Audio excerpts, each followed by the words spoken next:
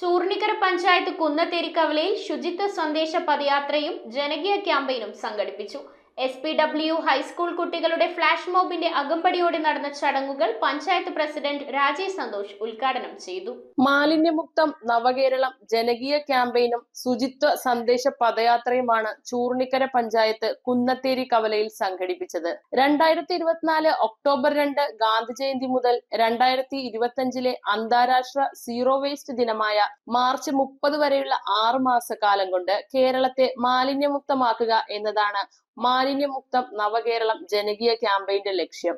SPW high school കുട്ടികളുടെ flash മോബിന്റെ അകമ്പടിയോടെ നടന്ന ചടങ്ങുകൾ പഞ്ചായത്ത് പ്രസിഡന്റ് രാജി സന്തോഷാണ് ഉദ്ഘാടനം ചെയ്തത്. വൈസ് പ്രസിഡന്റ് ബാബു പുത്തനങ്ങാടി അധ്യക്ഷത വഹിച്ച ചടങ്ങിൽ പഞ്ചായത്ത് അംഗം KK ശിവാനന്ദൻ, SPW ഹൈസ്കൂൾ മുഖ്യാധ്യാപിക Leena, PTA president Jasmine Benny എന്നിവർ പ്രസംഗിച്ചു.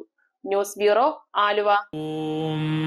നമോ ഭഗവതേ വാസുദേവായ ധന്വന്തരയേ അമൃതകലശഹസ്തായ സർവാമയ വിനാശനായ ത്രൈലോക്യനാഥായ മഹാവിഷ്ണവേ നമഃ.